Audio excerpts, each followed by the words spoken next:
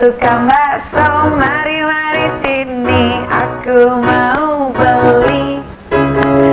Halo tukang bakso, coba dong kemari, sudah tak tahan lagi. Satu mangkok saja 200 perak, yang banyak baksonya. Tidak pakai sambal, tidak pakai saus, juga tidak pakai kol.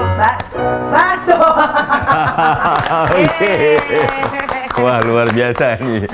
Iya, Mbak Nikita, ini masuk pertama kali juga dalam acara catatan Kak Seto istilahnya. Ya, mungkin menggali berbagai tokoh ya, ada politisi, ada artis, ada apa ya, mungkin sahabat anak ya, tokoh perlindungan anak dan sebagainya. Intinya juga kaitannya dengan anak-anak ya, dan juga pesan untuk anak-anak Indonesia. Tapi sekarang gantian saya nyanyi ya. Oke. Ini lagunya tentang corona sebetulnya, tapi apa saya ganti syairnya. Dari figuran mulai bermain peran, lalu berkembang jadi obrolan orang. Penuh sensasi, nyaris tanpa kompromi. Itulah si dia, Nikita Mirzani. Lagi. Dari figuran mulai bermain peran, lalu berkembang jadi obrolan orang. Penuh sensasi, nyaris tanpa kompromi. Itulah si dia, Nikita Mirzani. Itulah si dia, Nikita Mirzani. Kok tahu sih Kak Seto dari figuran? Kan informasinya di mana-mana. Iya benar. Tapi oke, luar biasa nih. Nah, sering orang menyambut penuh sensasi dan sebagainya ya. Tapi memang dari kecil apa ya? Apa seneng apa menarik perhatian orang dengan nyanyi atau nari atau apa gitu? Oh, justru waktu kecil enggak Kak Seto. Aku waktu kecil itu jadi anak kecil yang nggak suka main keluar gitu, di dalam rumah aja, nggak kurang bergaul gitu. Oh gitu. Jadi ya? kalau udah pulang sekolah sampai rumah ya di rumah aja gitu. Hobinya apa waktu kecil dulu? Hobinya dulu, kalau dulu malah sukanya main dokter-dokteran gitu. Apa pernah cita-cita mau jadi dokter? Pernah, tapi otaknya nggak kesampaian sampai situ. Sama dong, saya juga gagal iya, jadi nggak kesampaian. dokter. Jadi ya udah ngikutin proses perjalanan hidup aja, ternyata jadi artis, selebriti gitu. Nah, kalau dari cerita-cerita saya lihat lebih banyak kedekatan dengan ayah ya. Iya. Nah, kalau hubungan dengan ibu bagaimana? Ayah, ibu sama aja sebetulnya. Justru kedekatan sama ayah itu ketika mama sudah, jadi gini, waktu kecil deket banget sama papa karena kan Niki perempuan satu-satunya. Kalau makan dari masih, berapa bersaudara? Dari 4, dan Niki perempuan satu-satunya dari 4 bersaudara, dan itu cowok semua. Oke. Jadi Kak, lebih dibilang dimanjang enggak, cuma lebih diperhatiin, kayak masih disuapin sampai SMA gitu. Oh iya? Iya, nah seiring berjalannya waktu, ya biasalah cekcok antara mama sama papa gitu kan, akhirnya berantem, akhirnya Niki udah nggak deket lagi, dan baru deket lagi ketika almarhum mama sudah nggak ada gitu. Oh, papa mama sering konflik juga? Pas aku udah dewasa sih, pas aku udah masuk ke SMA, konflik rumah tangga itu terjadi gitu. Apakah itu berpengaruh juga pada psikologis Niki ya? Tadinya begitu Kak Seto, karena Niki pikir kayak, aduh nanti kalau Niki bersuami akan kayak begini enggak gitu. Ternyata begitu. Dan kebetulan Kak Seto kan yang ngurusin kasus Niki dari dulu ya, anak kedua Aska gitu, sampai sekarang pun masih terus bergulir. Ya, Niki sih berdoa mudah-mudahan ada jalan keluarnya aja. Gitu ya. Tetapi kalau hubungan dengan putra-putrinya dekat? Dekat, alhamdulillah. Ya karena Niki juga udah nggak punya orang tua lagi, yatim piatu, jadi Niki selalu berusaha mendekatkan diri ke anak-anak Niki supaya dia tidak merasa kesepian. Karena kan anak-anak Niki kan nggak ada ayahnya, tiga-tiganya, jadi Niki tuh mencoba untuk melengkapi, walaupun itu tidak mudah gitu Kak Seto, menjadi seorang ibu dan seorang ayah dalam satu waktu gitu. Tapi Niki belajar terus. Gitu. Nah, dulu doa dari ayah ya, yang dekat itu terhadap Mbak Niki itu apa?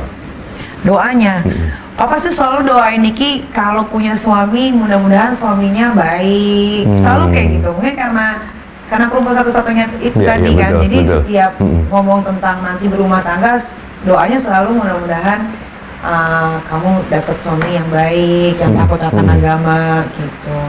Cuman mungkin belum kali ya kasih Kenyataannya enggak seperti itu. Kalau kenyataannya tak berani semua sama agama, jadi ya udahlah. Gitu ya.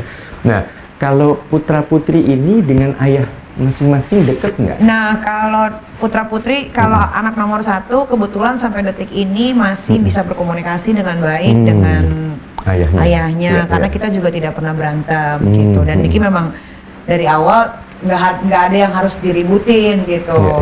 Kalau yang kedua, dari bayi sampai umur 1,5 tahun masih ketemu. Cuman entah kenapa tiba-tiba hilang setahun lebih dan tiba-tiba ada laporan polisi. Niki pun nggak menyangka, tidak menduga kenapa gitu kan. Nah terus kalau yang ketiga memang tidak ngaku kalau itu anaknya gitu. Yang ketiga. Oh. Oke. Yang problem sih sebetulnya yang nomor 2 itu Kak Seto, yang sama Kak Seto pernah dibikin pusing juga kan. Betul ya. Oke. Tapi ada nggak misalnya sementara orang menganggap Mbak Niki yang mencoba untuk menutup akses untuk ketemu ayahnya? Kalau mencoba menutup akses sama yang kedua ya, sama yang kedua tidak. Kalau menutup akses nggak mungkin selama Niki waktu itu ada masalah kan, dan akhirnya Niki harus ada di Pondok Bambu. Nggak mungkin dia bisa tidur bareng, bisa main bareng, gitu. Terus setelah Niki keluar dari Pondok Bambu pun dia masih bisa video call, masih nanya, terus masih suka ngirimin hadiah gitu. Tiba-tiba bulan apa ya, pokoknya Niki pindah dari apartemen yang di Senayan ke rumah itu udah halus kontak kurang lebih 2 tahun dan tiba-tiba ada laporan polisi di Polda Metro Jaya gitu. Iya, dengan di Pondok Bambu ya. Ini berapa kali, Mbak? Sekali aja dong, Mas Seto. Sekali aja, sekali. Ya, tapi menjadi pelajaran berharga ya. Menjadi pelajaran berharga karena Niki harus mengikhlaskan diri Niki di penjara dengan kasus yang tidak pernah Niki lakukan. Sebetulnya Mbak Niki merasa tidak melakukan. Nggak pernah, ya? Karena bukan Niki yang melakukan itu. Tapi ya Niki berusaha aja untuk kayak, nggak semua orang bisa mengikhlaskan dirinya masuk ke penjara gitu kan. Dan Niki mencoba mengikhlaskan karena Niki pengen tahu bagaimana sih kehidupan di dalam hutan Pondok Bambu itu. Dan itu kan waktunya juga nggak lama, cuma sebentar, sekitaran sebulan. Sebulan aja ya. Nah, jadi mungkin bikin polisi bingung juga ya kasus itu ya waktu itu. Iya, tapi ya gimana ya? Kalau Niki kan orangnya, iya aja sih Kak Seto gitu. Ya? Disuruh masuk ya udah masuk. Yang penting udahannya selesai gitu. Nggak, sebenarnya Niki tuh intinya tuh tidak pernah mau cari masalah ya? Tidak pernah mau cari ribut gitu. Tapi kalau udah terlalu kelewatan gitu kan, ya Niki harus membentengi diri sendiri karena siapa lagi yang bisa ngebantu Niki kalau bukan diri Niki sendiri. Ya, tadi bicara mengenai masalah keributan ya, kan ada sementara menganggap seolah-olah Mbak Niki yang senang menciptakan keributan untuk bisa menarik sebanyak mungkin sponsor atau apa istilahnya. Gitu. Justru sponsor pada takut kalau ribut terus. Bukan, artinya dari apa sih istilahnya itu agak endorsement ya. Jadi gini sebetulnya.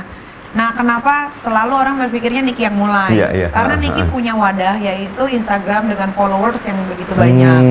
Jadi kalau Niki bikin salah satu story aja dipikirnya tuh itu masalah adalah pemicunya Niki duluan. Nah, lawan Niki itu tidak pernah melakukan hal yang sama. Mungkin dia punya wadah seperti sosial media Instagram, tapi followersnya nggak banyak, jadi kurang booming. Ketika Niki dipancing, kepancinglah Niki mulai jadinya beda kan. Nah, seolah-olah tuh netizen tuh pikirnya selalunya Niki terus yang cari ribut gitu. Tapi kalau dasarnya Niki tuh nggak pernah mau cari ribut duluan gitu. Karena Niki nggak mau selalu dipersalahkan. Cuman kan ya mungkin ya itu tadi karena keluarnya Nikita Mirzani dengan keguruharaannya, jadi apapun yang Niki buat pasti akan salah aja gitu. Kayak Niki misalkan Niki mau protek anak Niki gitu kan. Iya. Dengan berkali-kalinya Niki dilaporkan ke polisi untuk perebutan anak, mengasuh, dibilangnya diskriminasi anak, dibilangnya apa segala macam. Ya Niki melakukan hal itu kenapa? Supaya Niki bisa membentengi diri Niki dan orang tuh tahu kejadian yang sebenarnya. Tapi alhamdulillah kalau untuk kasus anak kan memang Aska dari kecil, dari bayi sampai masih di perut, melahirkan, balita, bayi bisa jalan dan sekarang sudah besar, kan memang Niki yang ngurus gitu. Jadi itu sih tertolongnya. Iya, saya ingat waktu kasus apa ya, mempertahankan apa kebenaran, mempertahankan pendapat dari Mbak Niki, mungkin sampai melabrak apa seorang lawyer dengan keras. Iya. Kasus itu. Sebetulnya itu luapan emosi kemarahan Niki. Karena gini, setahu Niki lawyer yang baik itu tidak boleh menyerang secara pribadi. Kan itu kan sebetulnya. Tapi kan kalau sama Ibu Elsa ini dia selalu serang Niki, pribadinya Niki kayak iya kamu kan stres baru masuk penjara, gimana mau ngurus anak. Itu Niki diam. Terus ada lagi perkataan-perkataan yang akhirnya semua perkataan dia Niki clipping jadi satu gitu kan, untuk memori ketika nanti misalkan Aska sudah besar gitu. Jadi Niki tidak harus menjelaskan apa-apa lagi. Niki tinggal ya udah Niki kasih aja clippingan yang selama ini Niki kumpulin gitu. Nah pas ketemu sama Ibu Elsa itu memang ketemunya nggak disengaja Kak Seto. Niki pun nggak tahu di acara itu diundang dia, tapi dia tahu di acara itu akan ada Niki.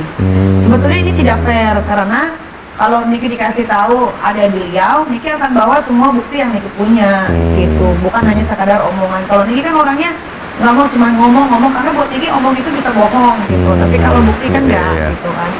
Ya udah akhirnya tidak, tapi buat Niki sih itu kalau emosi dibilang emosi sih nggak juga sih, karena Niki masih bisa kontrol dari bahasa. Niki masih ngomong saya, kamu gitu, nggak ada kata-kata binatang gitu. Itu kayak marah seorang ibu aja sih Kak Seto, karena selama ini kan kurang lebih 4 tahun udah diganggu gitu. Ya, tadi waktu bicara mengenai waktu di Pondok Bambu kan membuat bingung polisi ya.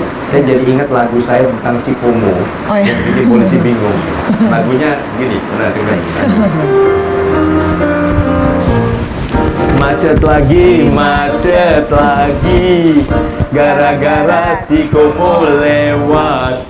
Pak polisi jadi bingung, orang-orang ikut bingung. Ya, kita santai, kadang-kadang ada lagu, kadang-kadang tapi selalu dengan anak-anak ini ya. Nah, dalam kasus yang dengan Pak Sajat ya, itu kan apa ya, ada perlawanan di Polda Metro itu. Kenapa sampai Mbak Niki dilaporkan di sana? Karena menurut dia Niki tuh menghalang-halangi dia untuk ketemu sama anaknya, yang which is dia tidak pernah mengakui itu adalah darah dagingnya sebelumnya. Jadi waktu Niki kan cerai sama dia itu ketika dalam keadaan hamil. Niki sudah hamil 2 bulan. Dari 2 bulan sampai Niki melahirkan, sampai Aska itu umur 1 tahun, itu tidak pernah Sajat itu datang atau menanyakan kabar. Iya. Gitu Sampai 1 tahun ya. Iya. Gitu ya. Ketika Niki sudah mulai taruh mukanya Aska di sosial media, baru dia gencar gitu. Jadi buat Niki itu nggak make sense aja, kemana selama ini, selama saya hamil kemana. Bahkan Niki masih pegang WhatsApp-nya, dia malah tidak mengakui kalau itu anaknya. Dia bilang katanya Niki penyakitan lah, nanti kalau anaknya lahir cacat lah, banyak banget Niki punya bukti, dan buktinya ada di abang Niki karena dia nge-WhatsApp abang Niki saat itu gitu.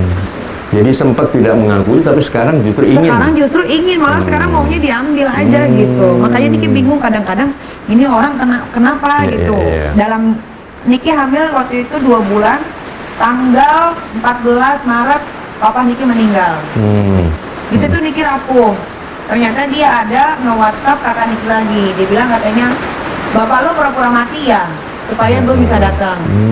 Sampai sebegitunya gitu. Jadi Niki pikir kayak, waduh ini orang kenapa ya sampai sepicik itu gitu. Udah Niki diemin, Niki nggak pernah cari dia setelah papa Niki meninggal, sampai akhirnya Aska bisa ngerangkak, baru ada laporan itu. Kalau nanti suatu saat kemudian Aska menanyakan ingin ketemu ayahnya, diberi kesempatan nggak? Selama ini sih kalau ditanya Aska punya Dedi nggak punya, dan dikasih tahu fotonya Dia tahu. gitu. tahu. Nah, Tapi Niki juga punya clippingan yang tadi itu, berita-berita yang sudah mereka keluarkan untuk menyerang Niki gitu as a mother yang ngurus anaknya sendiri. Oh, Niki punya, jadi nanti akan di-compare aja.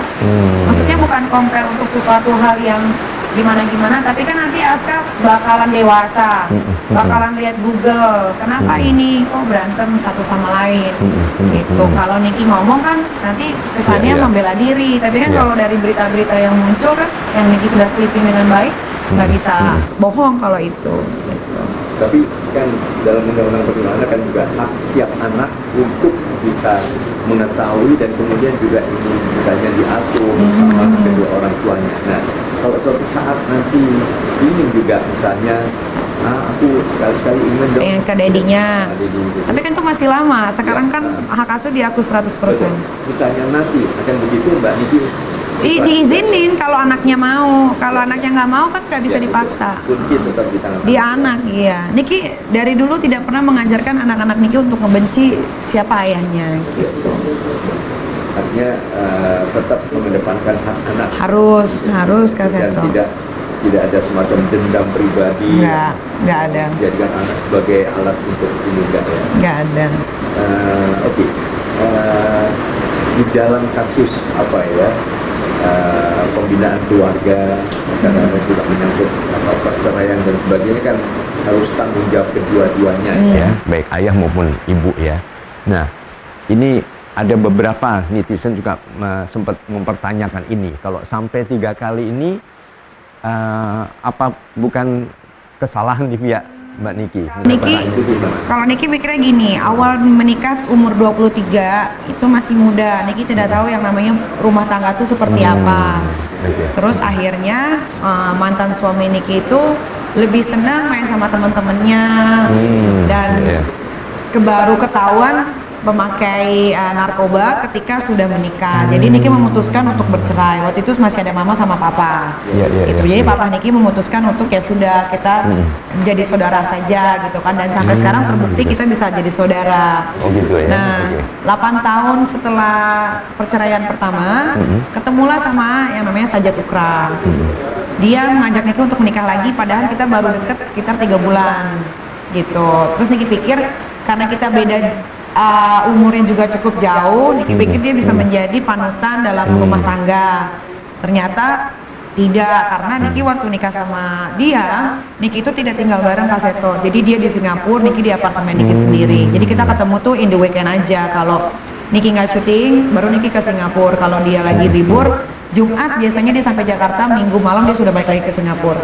Jadi dulu waktu Niki nikah sama Sajat ini, Niki lagi lagi laku-lakunya main film. Iya, ada Warkop DKI, Komik 8 segala macam gitu kan. Jadi Niki memutuskan untuk ya udah Niki mau kejar karir Niki dulu gitu. Ternyata dia selingkuh dan ketahuan berkali-kali.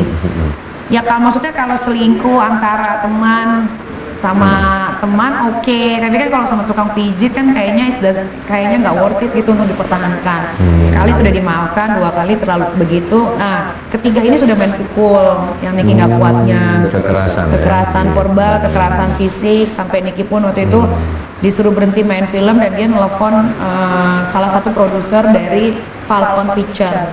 Itu Falcon juga bisa bersaksi saat Niki lagi syuting Komik 8 sampai Niki nangis. Selesai syuting Komik 8, Niki memutuskan untuk bercerai. Ternyata dia tidak mau. Akhirnya Niki cabut lagi gugatan cerai. Kita rujuk lagi, nggak sampai 1 bulan dia pukul Niki lagi. Ternyata Niki hamil. Dari situ kita pisah sampai Aska umur 1 tahun dia baru tiba-tiba muncul gitu. Dan yang lebih parahnya lagi kan istrinya yang sekarang kan ikut campur.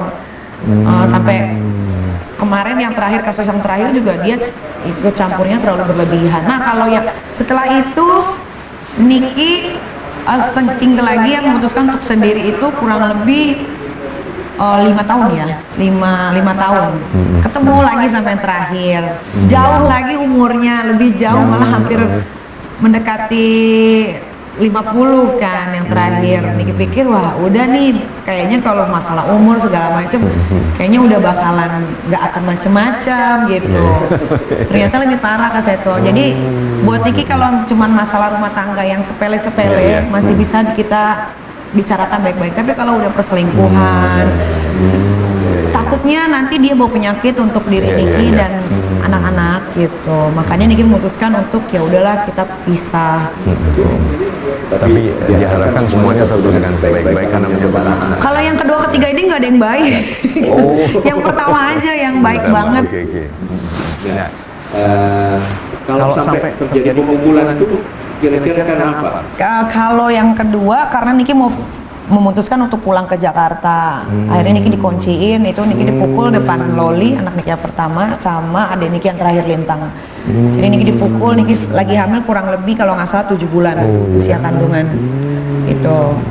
Jadi pas Niki tuh sempat ketemu sama dia tuh 2 kali kalau nggak salah di saat Lebaran, dan dia mohon-mohon untuk Niki datang ke Singapura. Akhirnya Niki pikir ya udah kita kan juga lagi gugat cerai. Niki pikir dia nggak akan melakukan apapun ke Niki, dia cuma mau lihat Niki dalam keadaan hamil segala macam. Ternyata enggak, dipukul, ditendang, diseret, sampai kan Niki masuk ke KBRI Singapura karena paspor Niki dirobek sama dia gitu. Nah, apa yang akan disampaikan nanti kepada anak tentang para ayah ini? Kalau Niki akan sampaikan yang sebenar-benarnya aja, nggak akan ada yang Niki kurang-kurangi, tidak akan Niki tambah-tambahi gitu. Karena buat Niki tidak akan ada juga anak Niki kalau tidak ada mereka.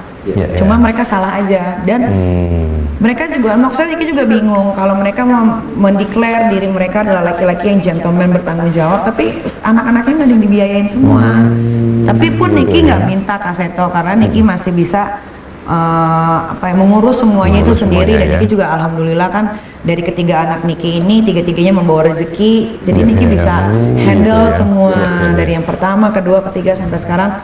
Alhamdulillah nggak pernah ada kekurangan apapun, fasilitas bagus, sekolah bagus, gitu. Jadi tidak ada semacam brainwashing. Nggak pernah. Mereka belajar dengan teman-temannya seperti biasa. Niki tidak pernah yang kayak Niki juga ada temen kayak kamu jangan sama papa kamu ya. Aku nggak pernah ngomong begitu, nggak sama sekali. Baik. Mungkin kita bikin game saja. Kata-kata ya. Jadi saya menyebutkan sebuah kata, nanti kata apa yang segera terlintas mau diucapkan. Tidak lebih dari 30 detik. Kak Seto. Dewi Sartika. Dewi Sartika pahlawan. Doa sebelum tidur. Bismillahirrahmanirrahim. Kok Allahumma lakasum tuh. Bismillahirrahmanirrahim. Allahumma barik lana fima. Kok itu? Bismillah. Kok jadi lupa? Polisi takut. Teman sekarang. 63 dibagi 9. 63 dibagi 9. 63 dibagi 9. Duh, nggak tahu. Kempinski. Orang baik. First love, my mother's my father's. Zaskia Gotik seksi. Sila keempat Pancasila.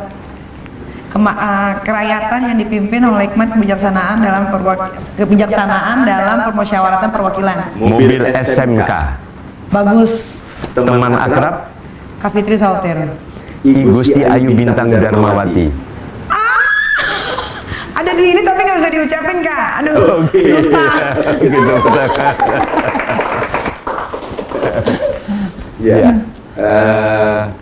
Kalau kita browsing tentang nama Nikita Mirjani, masuk juga di YouTube gitu ya. Nah, ini semuanya terus terang kontennya tentang dewasa. Kontras bahwa Mbak Niki adalah seorang ibu dengan 3 putra-putri. Nah, konten itu kadang-kadang mengarah ke hal-hal yang sifatnya semacam pornografi gitu. Ini pendapat Mbak Niki gimana? Kalau menurut Niki kan gini, Kak Seto, semua orang bebas mengekspresikan dirinya masing-masing gitu kan. Kalau Niki kan memang sudah dari awal bilang kalau Niki itu orangnya yang apa adanya, yang selalu mengutarakan apa yang Niki rasakan. Nah, Niki punya konten. Memang dari awal kontennya itu sudah Niki bilang ke banyak orang bahwa konten ini memang 18 plus, tapi tidak yang memperlihatkan alat vital atau apa gitu. Buat Niki kalau cuman hanya sekedar konten sih, harusnya sebagai orang tua bisa lebih mengawas anak-anaknya ya. Kalau kayak Niki punya anak 3, kebetulan yang 2 ini sudah bisa mengakses internet. Kayak Loli 13 tahun, Niki tuh selalu bilang sama Loli, kalau kamu melakukan ini kamu akan jadi begini. Ini contohnya tidak baik, kalau kamu ikutin kamu nanti pasti akan jadi seperti ini.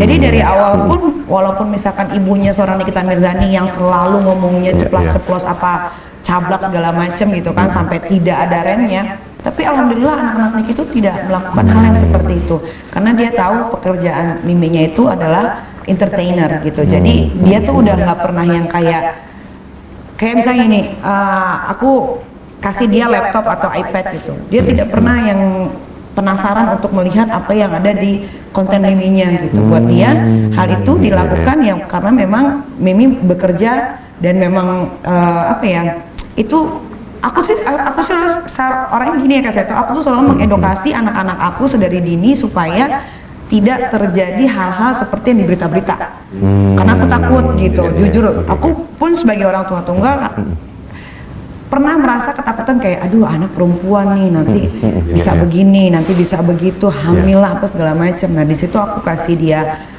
proteksi untuk kayak Loli, aku tuh udah ngajarin anak-anak zaman sekarang kan besarnya lebih besar dan lebih cepat tumbuh dibanding anak zaman dulu. Jadi aku selalu kasih dia seks edukasi sedari dini yang bisa dia pahami dulu. Jadi cukup akrab ya, Iya, sering ngobrol, diskusi betul. Jadi Loli tuh kayak nonton gosip aja dia nggak suka. Dia lebih suka nonton film-film acara-acara luar gitu. Kelas berapa sekarang? Sekarang SMP. Udah SMP. Pernah nggak dia cerita misalnya dibully temannya ini? Nah, alhamdulillahnya Niki menempatkan Loli itu di sekolah di mana ibu-ibunya tidak bergosip, international school gitu, dan memang pelajarannya dia tuh udah padat Kak Seto, jadi udah nggak ada waktu untuk yang begitu-begitu, dan anak-anaknya juga nggak yang kepoin. Kadang-kadang aku kalau ke sekolah aja yang dulu itu nggak tahu kalau Nikita Mirzani itu adalah seorang selebriti gitu.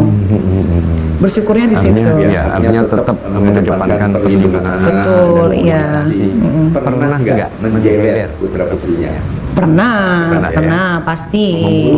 Pukul pernah, tapi begitu, iya. Tapi mereka pernah apa? Tapi mereka tahu kalau miminya udah pukul berarti dia bikin salah dan besoknya nggak akan ngulangin lagi. Gitu. Dan hubungan tetap baik. Baik sampai sekarang semua baik. Itu yang Askanya ngikut di mobil.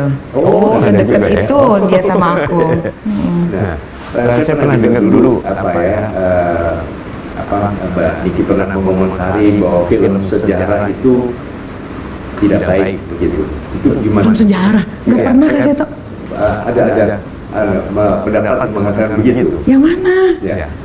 Nggak ada. kurang menarik atau apa gitu. Nggak pernah. Aku kalau udah urusan sejarah, negara, politik nggak terlalu Tidak ini ya. into banget aku. Oke. Nggak Jadi pernah. tapi film-film dari Mbak Niki gimana? Cukup Film-film aku kan kebanyakan komedi menghibur, komedi horor kayak gitu, komedi Anak-anak juga romantis. pernah dilihat semua? Pernah. Kan kalau film Niki nggak ada yang jorok, nggak ada, semua komedi bikin ketawa. Komedi ya? Ya. Baik. Nah, kan Mbak Nikita tadi kadang-kadang dikaitkan dengan sesuatu yang konten dewasa. Kalau misalnya suatu saat saya minta Mbak Nikita menjadi co-host dari cerita Kak Seto, tapi dengan harus sesuatu yang ramah anak dan mungkin semua bisa, kira-kira gimana komentarnya? Gitu. Kalau aku tuh orangnya suka tantangan pertama, dan kebetulan aku juga suka anak kecil. Kalau aku nggak suka anak kecil, mungkin ketiga anak aku tidak akan terawat dengan baik gitu.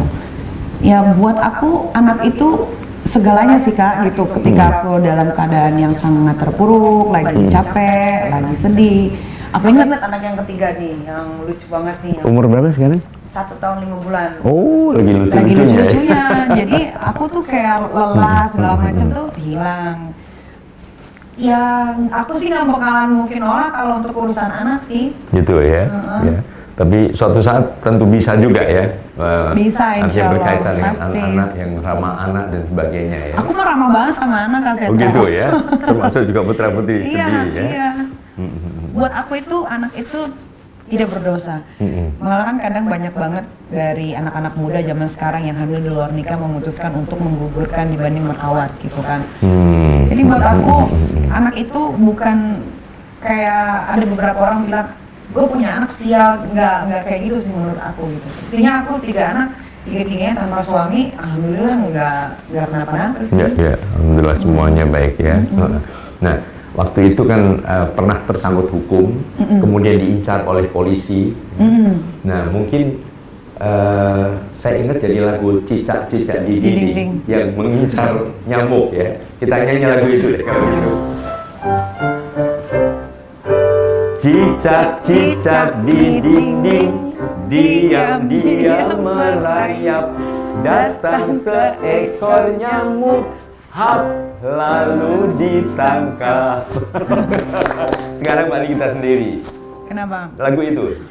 Kalau aku itu nggak pernah ditangkap sama polisi. Bukan, nyanyi lagu itu. Oh, udah gitu. Oke, 1, 2, 3. Cicak-cicak di dinding, diam-diam merayap, datang seekor nyamuk, hap, lalu ditangkap. Ya. Sambil minum dulu mari kita. Yuk. Nah, kalau nggak salah juga pernah ke panti rehabilitasi sosial. Iya. Gitu. Nah, apa yang diperoleh? Enggak, itu dipaksa. Jadi sebetulnya cuma biar ada gambar aja di kamera. Oh gitu. Sebenarnya nggak ada ngapain Kak Seto, cuma duduk, abis itu ya udah pulang. Oh nggak sampai bermalam mengingatnya? Nggak sampai sejam pulang. Oh gitu. Dipaksanya kan apa? Nggak tahu, aku juga bingung saat itu. Yang acara tangkap menangkap di Kempinski kan, itu nggak ada diajak ngobrol, nggak ada diapa-apain, cuman mau ditanya aja kemana ini, ke rehabilitasi perempuan gitu kan, ngapain gitu, udah ikut aja, aku orangnya nurut, ikut aja, terus duduk, udah suruh pulang. Makanya tadi didengar Kempinski tadi kan, wow, jadi itu ada hubungan percakapan. Jadi aku tuh ya mungkin aku tuh sialnya tuh selalu gampang banget untuk dikerjain sama orang. Aku tuh sebetulnya kelihatannya aja di layar TV kayak beringasan, huru-hara. Asli mah aku mah bodoh, maksudnya bukan bodoh nggak bisa mikir, bodoh tuh kayak percaya gitu aja sama orang gitu. Pernah nggak sedih, kemudian apa merenung, menyesali? Sedihnya karena waktu itu dibilangnya prostitusi, padahal nggak pernah. Itu aja sih. Itu kan jadi headline news di mana-mana kan. Betul. Sampai Metro, TV One semua nyiarin gitu. Itu aja. Selebihnya sih sering berjalannya waktu kan bisa terbukti sendiri bahwa Niki tidak seperti itu.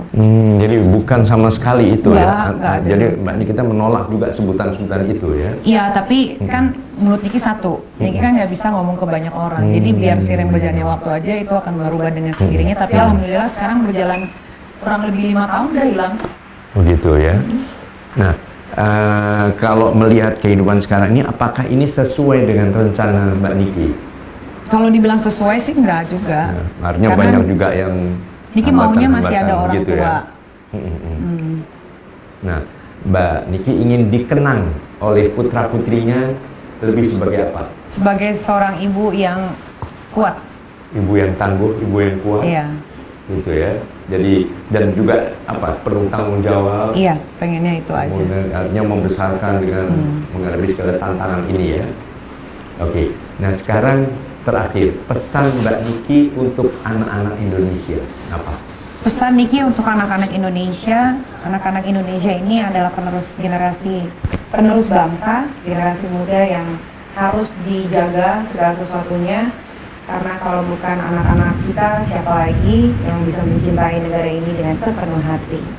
Maka dari itu, alangkah baiknya seperti sekolah-sekolah lebih diperbanyak, jangan dipersulit, kayak apa ya,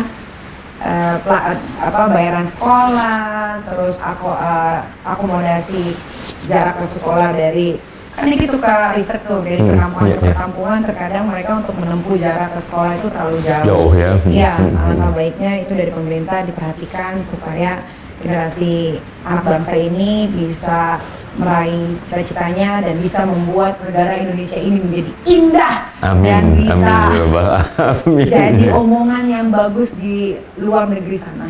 Ya, ya. Nah, karena menghadapi apa ya pandemi sekarang ini kan ada apa PSBB lagi. Buat Niki sih, Kak Seto jujur, sekolah virtual itu tidak terlalu banyak manfaatnya.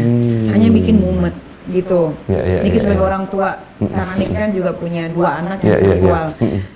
Nggak ngerti, stres gitu, apalagi harus kena layar terus, itu lama-lama mata anak juga akan jadi capek dan bisa jadi pada pakai kacamata semua akhirnya. Jadi buat Niki ya gimana lah di pemerintah untuk dipertimbangkan lagi supaya artinya bisa sekolah lagi, tapi dengan aturan kesehatan yang lebih ketat ya, protokol yang berlaku gitu dari pemerintah. Ya, terakhir kan tadi Mbak Niki menggambarkan yang cukup tangguh membesarkan sendiri sebagai ayah dan ibu sekaligus. Masih ada keinginan nggak untuk mendampingi sama sekali? Udah Kak Seto 3 aja cukup. Nanti Kak Seto pusing lagi loh, ada laporan polisi lagi. Jangan Kak Seto, udah 3 cukup. Anak 3-3-nya juga udah sulung semua. Jadi buat Niki udah nggak ada lagi lah rumah tangga. Sekarang waktunya Niki untuk membahagiakan diri sendiri, anak-anak dan orang-orang di sekitar yang bisa Niki tolong. Baik, alhamdulillah semuanya. Baik, terima kasih banyak sudah berkunjung dalam catatan. Saya catat banyak belajar dari pengalaman ini. Kak Seto. Sekarang kita tutup dengan lagu juga ini. Oke.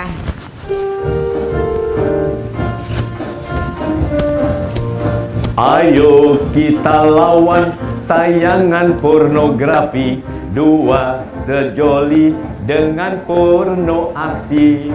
Anak Indonesia, mari kita lindungi, jadi orang bijak layak diteladani. Sekali lagi, ayo kita lawan tayangan pornografi, 2 sejoli dengan porno aksi. Anak Indonesia, mari kita lindungi, jadi orang bijak layak diteladani. Jadi orang bijak layak diteladani. Terima kasih Kak Seto. Terima kasih, luar biasa.